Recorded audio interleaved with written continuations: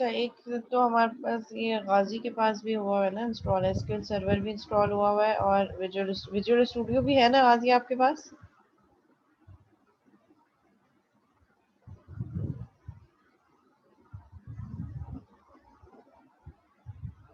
गाजी ने ज्वाइन कर लिया मीटिंग? यस मैम है। या विजुअल स्टूडियो भी है और वो भी है, एसक्यूएल सर्वर भी है? Yes ma'am. ओके ठीक है, फिर ऐसा करते हैं कि इसको नेक्स्ट क्लास में जो है हम नेक्स्ट क्लास मंडे है, मंडे को एक ओवरव्यू कर लेते हैं क्लास में।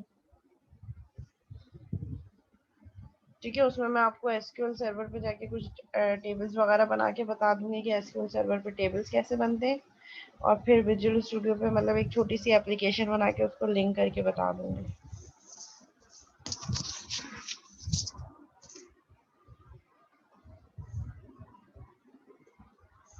बट अगेन डोंट एज्यूम कि उसमें हम पूरा का पूरा एसक्यूएल सर्वर सीख लेंगे। प्रोजेक्ट का मतलब ही ये होता है, प्रोजेक्ट करने का मतलब ये होता है कि आपको बेसिक चीज़ें बता दी है और उससे रिलेटेड फिर बाकी चीज़ों को मॉडिफाई करके आप खुद से इम्प्लीमेंट करें, दैट इज प्रोजेक्ट।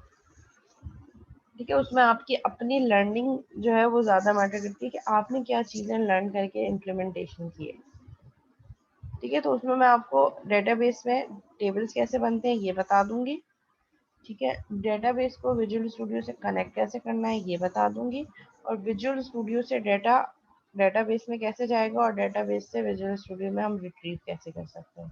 तो हम ये कुछ चीज़ें बताएंगे। बिल्कुल आप एक्सेस यूज़ करना चाहें आप कर सकते हैं, लेकिन अब देखो जितने ज़्यादा प्लेटफॉर्म चेंज होंगे तो वो सब हम इस क्लास में नहीं समझ सकते कि हम मैं आपको एक्सेस भी करवा दूँ, मैं आपको एक्सेल भी करवा दूँ, मैं आपको एसक्यूएल सर्वर भी करवा दूँ।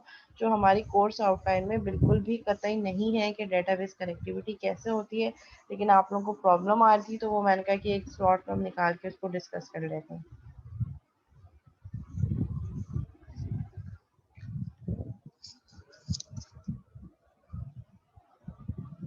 ठीक है, ये हमारे पास हो गई, हमने जो अभी डिस्कस करी है single level inheritance. Now next of जो हमारे पास टाइप ऑफ इनहेरिटेंस है दैट इज हायरार्किकल इनहेरिटेंस।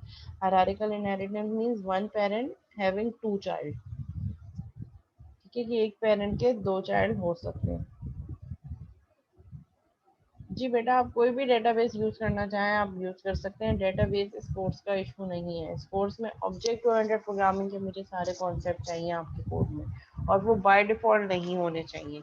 आपने इनहेरिटेंस खुद से इम्प्लीमेंट करनी है, जैसे मैंने पर्सन और यहाँ टीचर की या स्टूडेंट की बना के बताई है। ये नहीं कहना कि हमें जब हम फॉर्म बनाते हैं तो वो ऑटोमेटिकली फॉर्म की क्लास को इनहेरिट कर रहा होता है, तो ये इनहेरिटेंस है। ये तो वो इनहेरिटेंस है जो सी शार्प प्रोवाइड कर रहा है। आपने अपने कोड में इनहेरिटेंस कैसे करी है, प्रॉपर्टीज हमने पढ़ी है, प्रॉपर्टीज पे हमने बहुत ज़्यादा टाइम लगाया, तो प्रॉपर्टीज यूज़ करें अपने प्रोजेक्ट में। डेटा प्रॉपर्टीज के थ्रू आप क्लास में स्टोर हो रहा हो और क्लास से फिर डेटाबेस में जाए।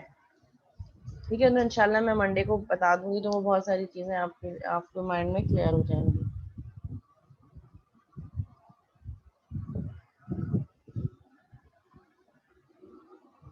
ठीक है, नेक्स्ट लेवल टाइप जो इनहेरिटेंस है वो हायरार्किकल इनहेरिटेंस है। Hierarchical inheritance means one parent having two childs और मोर देन टू चाइल्ड्स।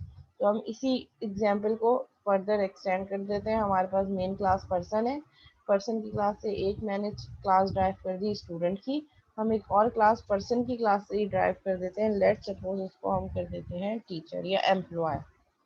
ठीक है, एम्प्लॉय भी पर्सन ही है। ठीक है, तो एम्प्लॉय भी जो है वो पर्सन की क्लास से इनहेरिट हो सकते हैं। ठीक है, पब्लिक क्लास हम बना देते हैं एम्प्लॉय की। एम्प्लॉय की हमने यहाँ पे क्लास बना दी, जिसको हम चाह रहे हैं कि हम इनहेरिट करवाएंगे पर्सन की क्लास से।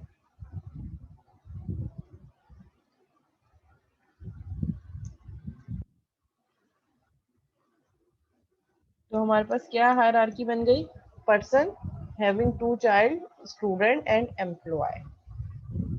ठीक है, अब जैसे ही मैंने एम्प्लॉय की क्लास बनाई और जिसको इनहेरिट करवा दिया पर्सन की क्लास से, तो बाय डिफॉल्ट पर्सन के जो 4 एट्रीब्यूट्स है वो एम्प्लॉय की क्लास में भी मेरे पास इनहेरिट हो जाएंगे। कैसे, ये हम जाके देखें। एम्प्लॉय की क्लास में मैंने कोई भी एट्रीब्यूट, स्पेसिफिक एट्रीब्यूट डिफाइन नहीं किया। मैंने यहाँ पे एम्प्लॉय का ऑब्जेक्ट बनाया, employee E1 is equal to new employ.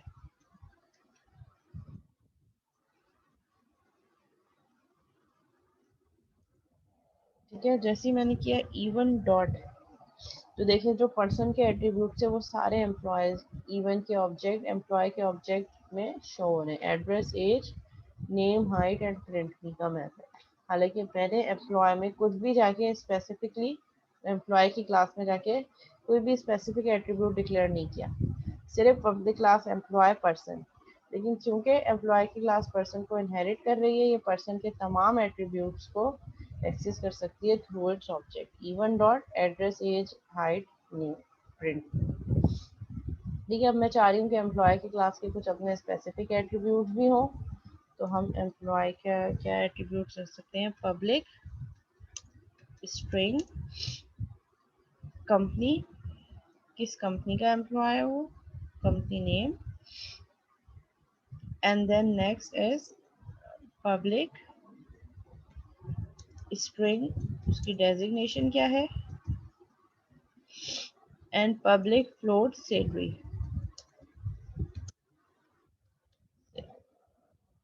मैंने एम्प्लॉय के 3 एट्रीब्यूट डिफाइन कर दिए। इसी तरह हम प्रिंट मी का मेथड बना लेते हैं एम्प्लॉय के लिए। पब्लिक वॉइड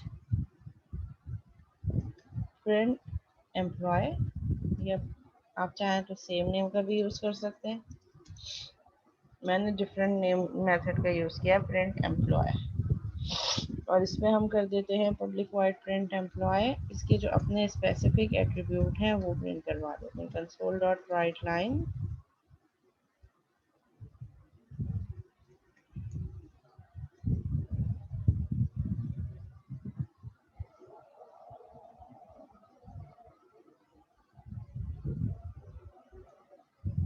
और यहाँ पे हम लिखते हैं डेजिग्नेशन,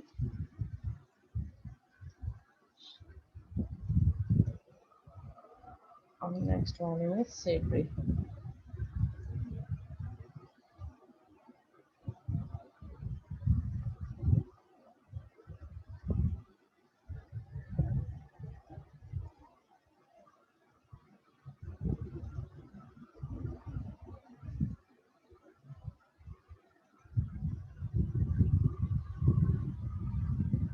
सैलरी, ठीक है, ये हमने तीनों फील्ड डिफाइन कर दी एम्प्लॉय के प्रिंट एम्प्लॉय के मेथड में। और यहाँ पे हम कर देते हैं बेस डॉट। ठीक है, जैसे बेस करेंगे तो ये हमें पेरेंट के तमाम चीज़ें दिखा रहा है। तो मैं यहाँ पे कह रही हूँ नेम, एज, हाइट के लिए बेस डॉट प्रिंट मी का मेथड कॉल करो, और बाकी चीज़ें जो स्पेसिफिक हैं उसके लिए प्रिंट एम्प्लॉय का मेथड यूज़ होगा। ठीक है, ऑब्जेक्ट मैंने बना दिया E1 का। E1 के ऑब्जेक्ट के साथ मैं तमाम चीज़ें सेट करती हूँ। E1 डॉट एम्प्लॉय का नेम कर देते हैं हम,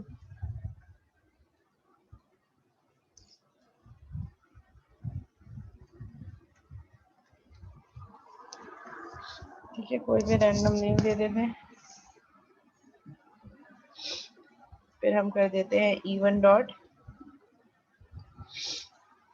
as is equal to 25।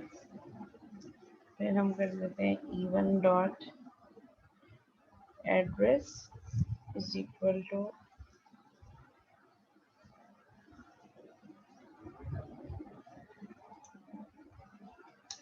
North Nazimabad.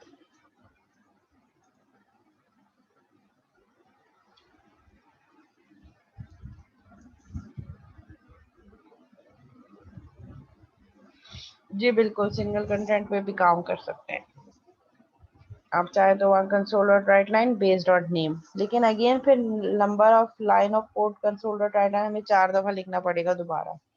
लेकिन आप individual attribute of parent class भी बेस के कीवर्ड के थ्रू एक्सेस करवा सकते हैं। ठीक है, मैंने E1 से सेट करवा दिया E1 dot address, E1 dot क्या चीज़ रह गई, कंपनी रह गई, हाइट,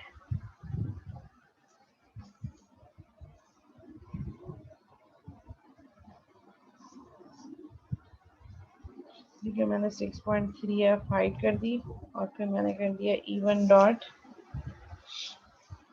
कंपनी, हम कर देते हैं ABCD कंपनी,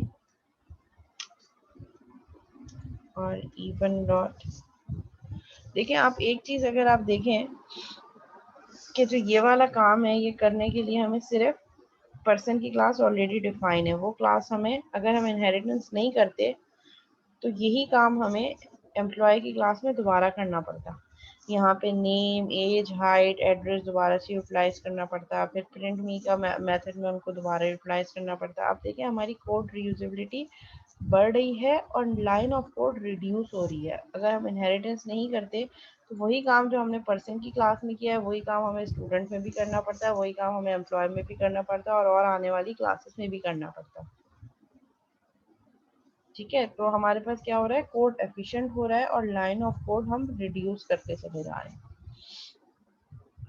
ठीक है, फिर यहाँ पे मैंने क्या किया, E one dot company, E one dot designation हम कर देते हैं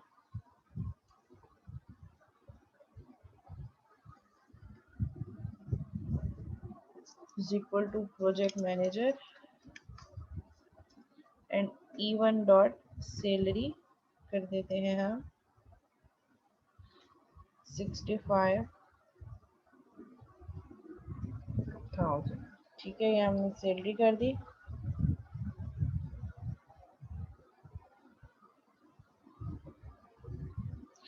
ठीक है, और यहाँ से हम कॉल कर देते हैं इवन डॉट, इवन से कौन सा मेथड कॉल करेंगे, प्रिंट एम्प्लॉय।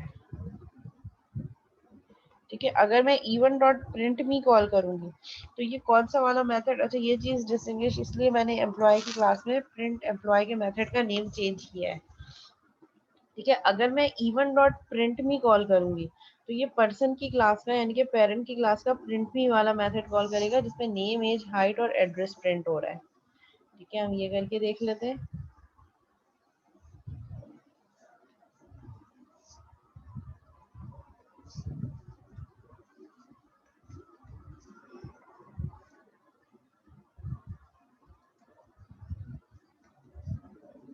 मैंने सिंपल एक कंसोल डॉट राइट लाइन के स्टेटमेंट के थ्रू ये भी डिक्लेयर कर दिया कि अभी कौन सी क्लास का ऑब्जेक्ट बना है ताकि इससे ज़्यादा चीज़ें क्लियर हो जाए।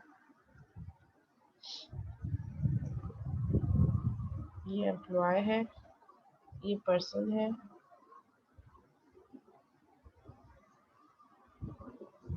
पर्सन अपडेट कर देते हैं, और ये जो ये स्टूडेंट है।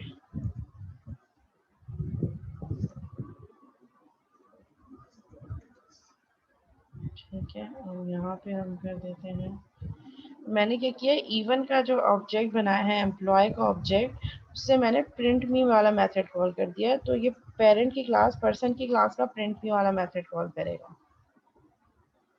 देखिए ये एम्प्लॉय, और इसने क्या प्रिंट करवाया, सिर्फ name, age, height and address, क्योंकि मैंने E one dot print me call करवाया।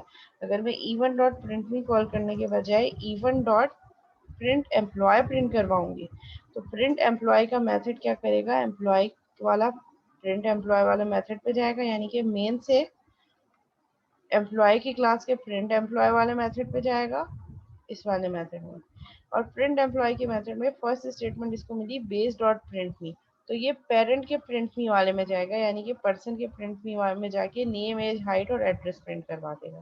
फिर वापस कहाँ आएगा, जहाँ से कॉल हुआ था, बेस डॉट प्रिंट मी, यहाँ चार चीजें प्रिंट करवाने के बाद प्रिंट एम्प्लॉय के मेथड से ही कंपनी डेजिग्नेशन और सैलरी प्रिंट करवाएगा। देखिए मैंने रन कर दिया, तब ये देखिए एम्प्लॉय की क्लास में नेम, एज, हाइट और एड्रेस इसने पेरेंट वाली क्लास से प्रिंट करवाया है, और कंपनी नेम, डेजिग्नेशन और सैलरी ये इसी सेम मेथड प्रिंट एम्प्लॉय से प्रिंट करवाया है, और बाकी की चीज़ें बेस्ड डॉट प्रिंट मी के थ्रू पेरेंट क्लास से प्रिंट करवाई हैं। जी क्लास यहाँ तक क्लियर है?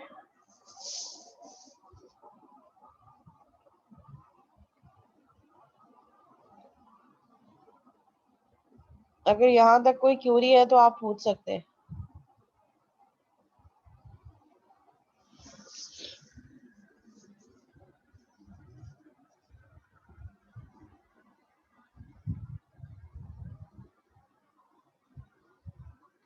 अच्छा, मैं अटेंडेंस कॉल कर रही हूँ, जिस स्टूडेंट का नेम कॉल करूँ काइंडली चैट पे अपनी अटेंडेंस सेंड करने।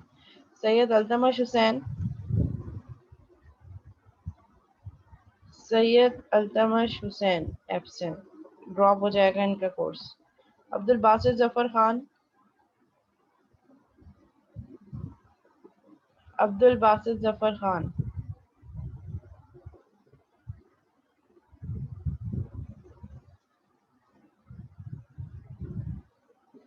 Absent. Syed Mohammad Raza absent. Ahmed Iqbal,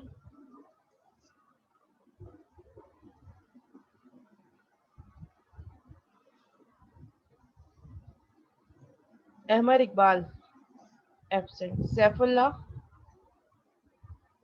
absent.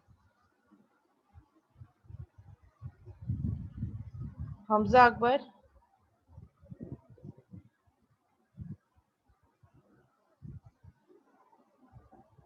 अच्छा जी, हमजा भी प्रेजेंट है और सैफुल्लाह भी प्रेजेंट है। Syed Mohammad Ali Hussain,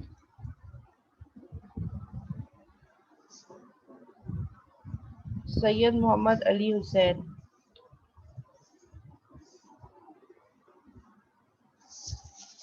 Abdul Rafay Siddiqui, okay. Sumera Mahfooz, Sumera Mahfooz. Daniyal Ahmed, Daniyal Ahmed absent. Syed Mohammad Asad absent. Mohammad Zaeem Qureshi,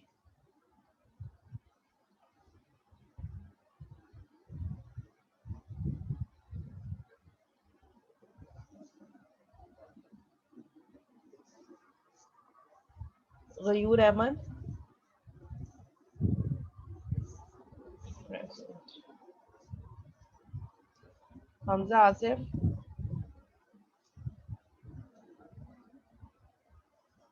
okay. Mohammad Hamza Rafiq, ताल सिद्दीकी, सादुर रहमान, आयशा इरशाद, मुस्तफ़ा अहमद मिनहास,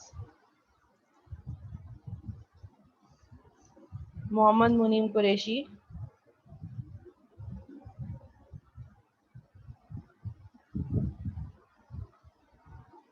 मोहम्मद मुनीम कुरैशी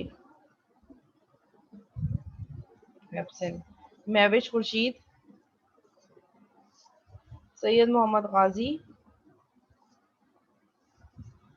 सैयद मोहम्मद रमीज़, सुमेरा राशिद, मोहसिन शब्बीर, तलहा जब्बार,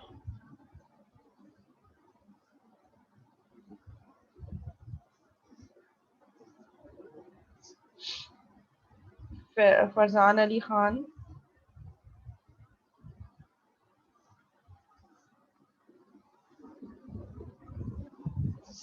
मोहम्मद सुफियान,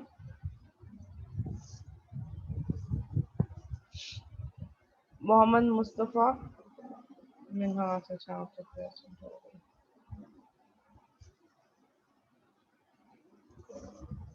मोहम्मद हमजा जब्बार,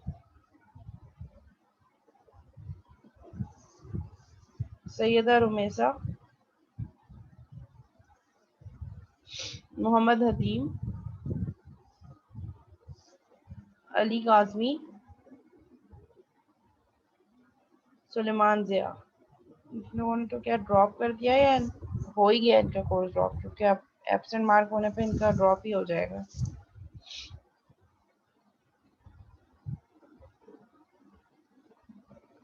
शारिक अहमद खान, ओके प्रेजेंट।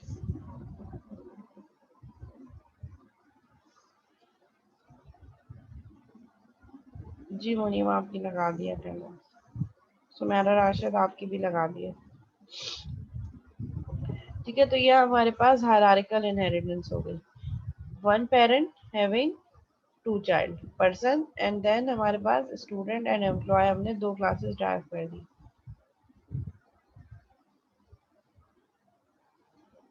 जी सुमेरा महफूज।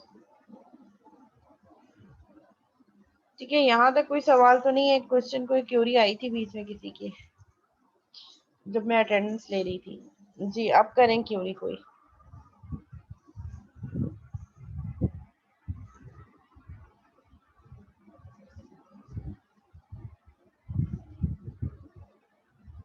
जी क्लास कोई क्यूरी है?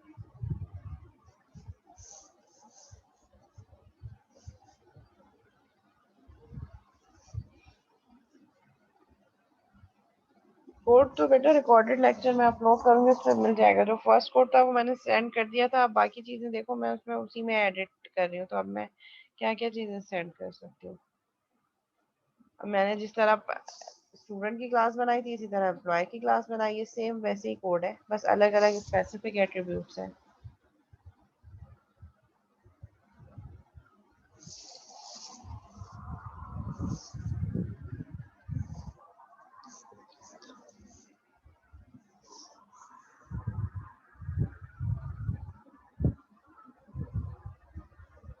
मैं आपका सवाल समझ नहीं सकी मोहसिन। क्या मतलब जब हमें दो क्लासेस में इनहेरिटेंस करवानी हो और ऑब्जेक्ट मेन में बनाना हो, तो ऑब्जेक्ट तो मेन में ही बनाते आए हैं अब फर्स्ट क्लास से, बस हमने इनहेरिटेंस परफॉर्म कर दी है।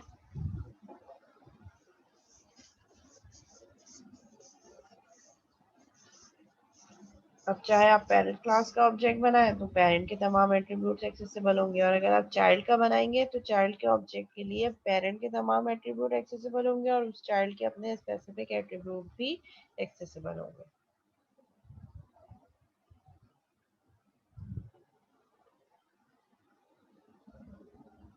जी क्लास कोई और क्यूरी है?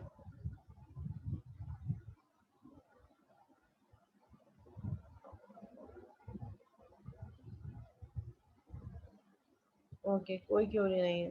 Now we are going to start the next type of inheritance which is, देखिए यहाँ पे इन्होंने क्या एग्जांपल दी है। शेप की क्लास, हायरार्किकल इनहेरिटेंस एक्सप्लेन करने के लिए एग्जांपल इन्होंने दी है शेप की क्लास की।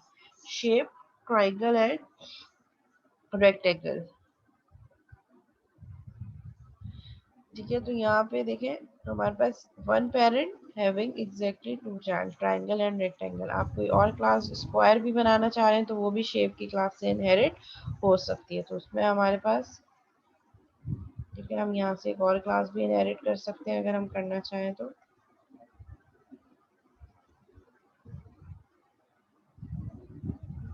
अच्छा कुछ भी एड होंगे हमारे पास।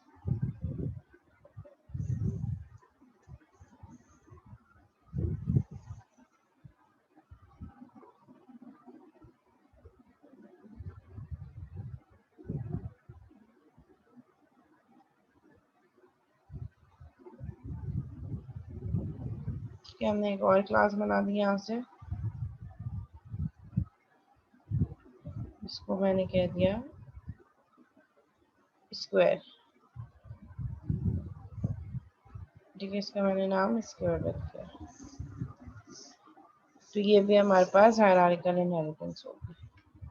ठीक है, शेप वन क्लास जो कि पेरेंट क्लास है, having three classes, child class, triangle, rectangle and square. इसकी एग्जांपल देख लेते हैं हम। ठीक है, इसकी एग्जांपल इन्होंने किस तरीके से दी है। Let suppose we have a class shape जिसमें हमने तीन एट्रीब्यूट डिफाइन किए हैं, protected, float, width and height. ठीक है, तीन एट्रीब्यूट्स हैं और दो एट्रीब्यूट्स हैं हमारे पास, विड्थ और हाइट, और दोनों फ्लोट है। फिर हमने एक मेथड बनाया पब्लिक वॉइड सेट डाटा जो विड्थ और हाइट की वैल्यू सेट कर रहा है। ठीक है, विड्थ इज इक्वल टू डब्ल्यू and height is equal to h. दो फील्ड्स हम पास करेंगे इस मेथड में एज एन आर्गुमेंट। अच्छा, अब इनहेरिटेंस करते वक्त पीछे अब तक हम ऊब के जो कॉन्सेप्ट पढ़ते आ रहे हैं वो थ्रू आउट हम अपनी इनहेरिटेड क्लास और पेरेंट क्लास में यूज कर सकते हैं, like properties, protected, private, whatever, जो जो चीज़ें हम पीछे पढ़ते आए हैं, मेथड्स, कंस्ट्रक्टर, वो सब चीज़ें हम अपनी इन क्लासेस में यूज कर सकते हैं, यूटिलाइज कर सकते हैं। बिल्कुल वो वैसी क्लासेस बनेंगी जैसे हम बनाते आए हैं। अगर किसी चीज़ को प्राइवेट रखा है तो उसको एक्सेस करने के लिए प्रॉपर्टीज बनेंगी, और वो प्रॉपर्टीज फिर चाइल्ड क्लास में एक्सेसिबल होंगी। वो चाइल्ड क्लास, क्योंकि प्राइवेट की क्या फंक्शनैलिटी है, जिस क्लास के अंदर डिफाइन हुआ है वही यूज होगा।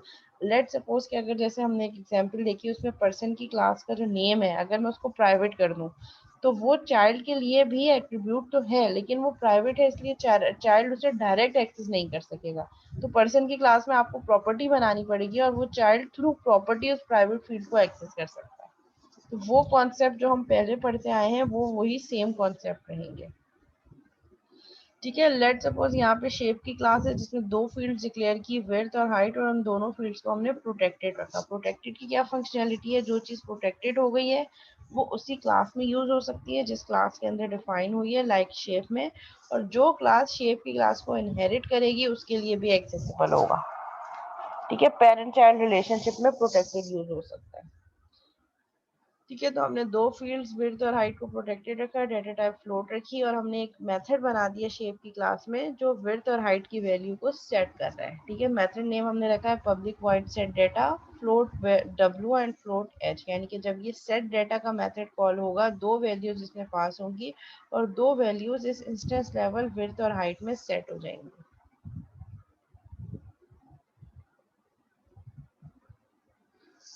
प्राइवेट फील्ड को डायरेक्ट एक्सेस नहीं कर सकता, इनडायरेक्टली थ्रू प्रॉपर्टीज एक्सेस कर सकता है।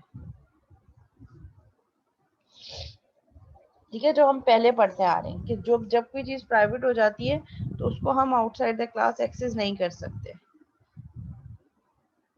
ठीक है, तो अगर मैं पेरेंट क्लास में कोई चीज प्राइवेट कर रही हूँ तो वो डायरेक्टली चाइल्ड क्लास में एक्सेसिबल नहीं होगी। ठीक है, यहाँ पे मैंने क्या किया, मैंने public class shape protected float width height, उसके बाद मैंने सेट डेटा करवा दिया, सेट डेटा का मेथड जो कि विड्थ और हाइट की वैल्यू सेट करवा रहा है। फिर हमने क्या किया, फिर हमने एक और क्लास डिक्लेयर की रेक्टेंगल की, जो कि शेप की क्लास को इनहेरिट कर रही है। इट मीन्स शेप की ये दो फील्ड्स और एक मेथड रेक्टेंगल की क्लास में भी एक्सेसिबल है, रेक्टेंगल की क्लास उसको एक्सेस कर सकती है क्योंकि इनहेरिटेंस हो रही है। मैंने रेक्टेंगल की क्लास में एक एरिया का मेथड बनाया पब्लिक फ्लोट एरिया, जिसमें मैं रिटर्न करवा रही हूँ width multiply by height. Rectangle का एरिया कैसे निकलता है, विड्थ को जब हम हाइट से मल्टीप्लाई करते थे, और ये विड्थ और हाइट ये वो फील्ड्स हैं जो रेक्टेंगल की क्लास अपने पेरेंट क्लास शेप से इनहेरिट कर रही है। ठीक है, फिर हमने एक और क्लास बनाई ट्राइंगल की, और इस ट्राइंगल की क्लास में को हमने इनहेरिट करवा दिया शेप से। और मैंने ट्राइंगल के लिए एरिया का मेथड किस तरीके से डिक्लेयर किया, public float area return width multiply by height divided by 2।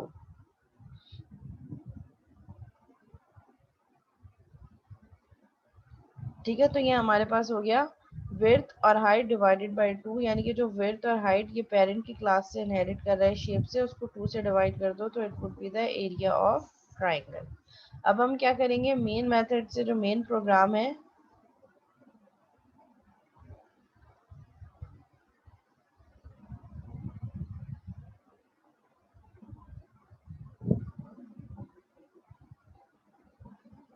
ठीक है, क्लास प्रोग्राम, इसमें मैंने क्या किया, मैंने रेक्टेंगल की क्लास का एक ऑब्जेक्ट बनाया, मैंने ट्राइंगल की क्लास का एक ऑब्जेक्ट बनाया, यानी कि जो दोनों चाइल्ड क्लासेस हैं रेक्टेंगल और ट्राइंगल, दोनों की क्लास का ऑब्जेक्ट बनाया, और दोनों की क्लास के ऑब्जेक्ट से मैंने कुछ डेटा सेट करवा दिया। Rect dot set data, RECT है जो ऑब्जेक्ट है रेक्टेंगल का, सेट डेटा, सेट डेटा कौन सा मेथड है जो कि रेक्टेंगल की क्लास अपनी पेरेंट क्लास से इनहेरिट कर रही है। सेट डेटा, दो वैल्यू पास कर दी 5 एंड 3। सो 5 की वैल्यू जो है वो लोकल वेरिएबल w में जाएगी और 3 की वैल्यू लोकल वेरिएबल h में जाएगी, और उसके थ्रू विड्थ और हाइट की वैल्यू सेट हो जाएगी। सो ऑब्जेक्ट जो रेक्टेंगल है उसके लिए मेरे पास क्या मेमोरी में स्पेस होगी, ऑब्जेक्ट जो रेक्ट है उसके लिए मेरे पास विड्थ क्या है, width is equal to 5 and height is equal to 3। ठीक है, और जो दूसरा ऑब्जेक्ट मेरे पास बना जो कि थोड़ा सा,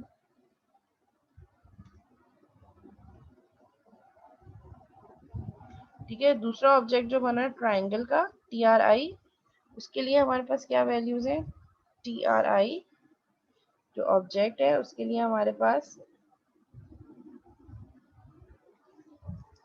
दो वैल्यू मैंने पास की 2 एंड 5। वही मेथड कॉल होगा सेट डेटा, लेकिन दूसरे ऑब्जेक्ट के लिए। और विड्थ और हाइट की वैल्यू ट्राई के ऑब्जेक्ट के लिए क्या हो जाएगी मेरे पास? Width is equal to 2 and HEIGHT is equal to 5। ठीक है, और फिर हमने कंसोल डॉट राइट लाइन पे क्या प्रिंट करवा दिया? Rect dot area.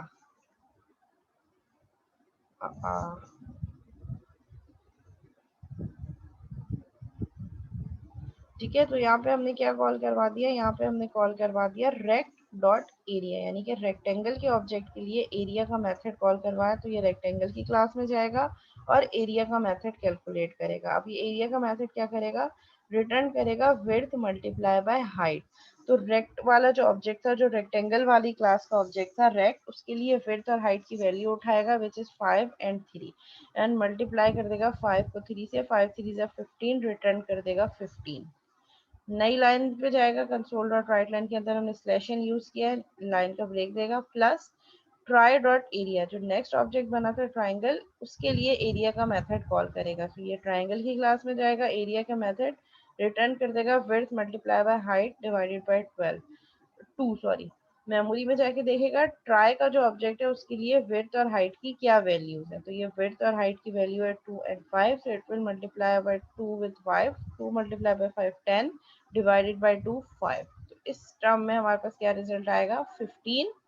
रेक्टेंगल का एरिया है 15 और ट्राइंगल का एरिया है हमारे पास 5। ये इस तरीके से कैलकुलेशन हो गया।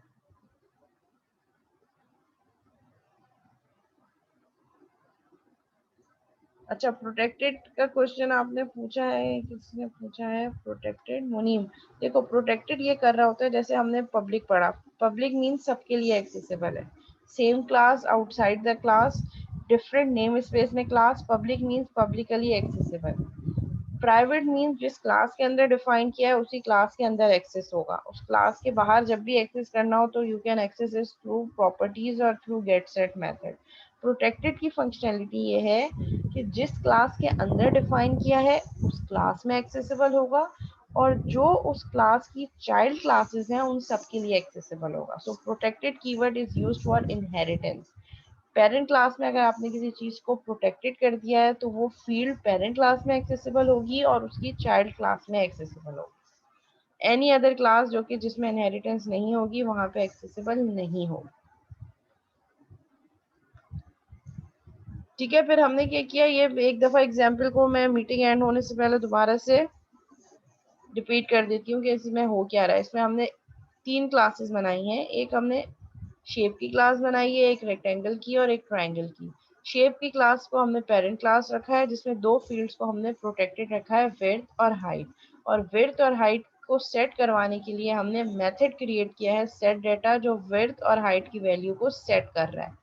दो वैल्यूज पास होंगी एज एन आर्ग्यूमेंट और उन लोकल वेरिएबल्स के थ्रू हमारे in class level variables width और हाइट में सेट होंगी। फिर हमने रेक्टेंगल की क्लास बनाई जो कि शेप की क्लास को इनहेरिट कर रही है। जब शेप की क्लास की इनहेरिट कर रही है तो विड्थ और हाइट को भी बाय डिफॉल्ट इनहेरिट कर रही है और इस सेट डेटा के मेथड को भी इनहेरिट कर रही है। फिर हमने क्या किया, रेक्टेंगल की क्लास में एक एरिया का मेथड बनाया, जो कि रेक्टेंगल का मेथड कैसे, एरिया क्या होता है? रेक्टेंगल का विड्थ मल्टीप्लाई बाय हाइट। जब हम रेक्टेंगल की विड्थ को हाइट से मल्टीप्लाई करते हैं तो उसका एरिया आ जाता है और हमने उसको रिटर्न करवा दिया।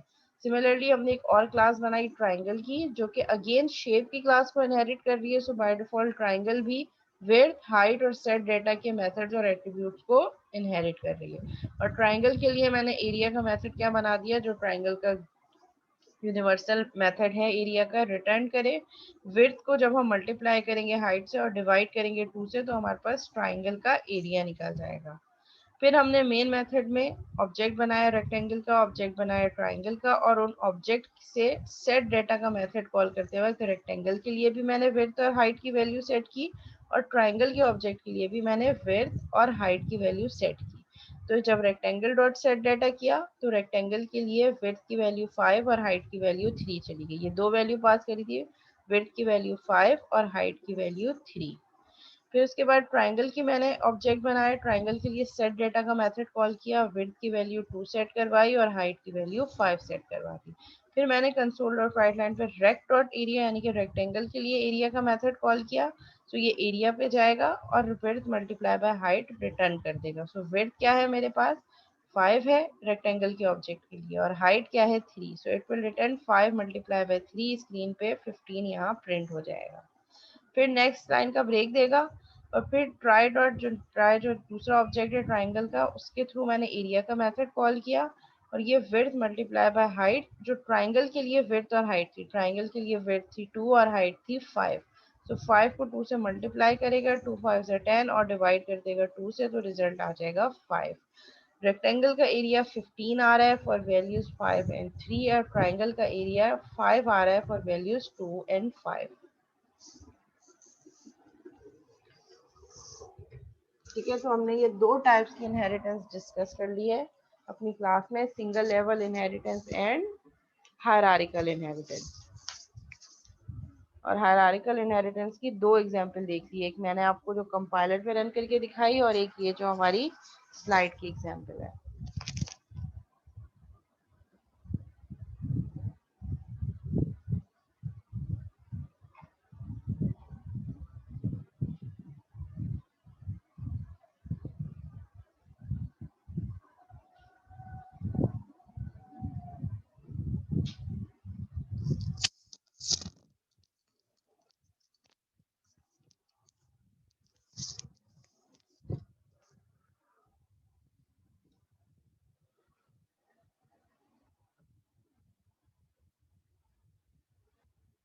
अच्छा, अब करना आपने ये है कि क्या टाइम हो रहा है, टाइम हो रहा है जनाब हमारे पास 10:20। सो 40 मिनट्स ले लें, 11 बजे हम वापस आएंगे, जब हमारा सेशन होगा उसको कंटिन्यू करेंगे। 11 बजे तक का टाइम है आपके पास, आपने क्विज सॉल्व करना है। क्विज में बता रही हूँ क्या करना है, गौर से सुन लें, बार बार व्हाट्सएप पे मैसेज करके मत पूछिएगा कि मिस क्या करना है, रिपीट कर दें रिपीट कर दें। करना आपने ये है कि आपने इनहेरिटेंस परफॉर्म करके दिखानी है। अपनी मर्जी की कोई भी क्लासेस आप ले सकते हैं, लेकिन जो क्लासेस हमने अभी क्लास में डिस्कस की, एक तो ये शेप वाली, ये एग्जाम्पल आप नहीं लेंगे, और पर्सन स्टूडेंट और एम्प्लॉय वाली एग्जाम्पल के अलावा आप कोई भी एग्जाम्पल ले सकते हैं जिसपे इनहेरिटेंस इम्प्लीमेंट करके आपने दिखानी है। सिंगल लेवल इनहेरिटेंस और ये हायरार्किकल इनहेरिटेंस, ये दो टाइप की हमने इनहेरिटेंस पढ़ी है। आप मुझे हायरार्किकल इनहेरिटेंस अचीव करके दिखा दें जिसमें बेस का कीवर्ड भी यूज करें, और जिस तरीके से जो है कोई भी आप रियल वर्ल्ड की एग्जांपल को लेते हुए मैप कर सकते हैं, लेकिन जो एग्जांपल्स हमने क्लास में डिस्कस की हैं वो एग्जांपल्स मैप नहीं होंगी। लेकिन इनहेरिटेंस रियल वर्ल्ड में भी एग्जिस्टेंस होनी चाहिए। जैसे मैं कह रही हूँ कि टीचर है वो पर्सन की क्लास से बिलोंग कर रहा है, तो आप जो एग्जाम्पल लेंगे उसमें भी इसी तरीके से रियल वर्ल्ड में इनहेरिटेंस वाकई होनी चाहिए। जो चाइल्ड क्लासेस हैं वो पेरेंट क्लास से इनहेरिटेंस परफॉर्म कर रही हूँ। 40 मिनट्स हैं, 40 मिनट में सॉल्व करना है। आप चाहें तो विजुअल स्टूडियो पे भी सॉल्व कर सकते हैं, handwritten is not required. 40 minute में सॉल्व करके एलएमएस पे अपलोड, वर्ड पे कॉपी कर दें विजुअल स्टूडियो, और एक दूसरे से कॉपी नहीं करना। अगर एक दूसरे से कॉपी होगा तो डायरेक्टली जीरो दूंगी मैं।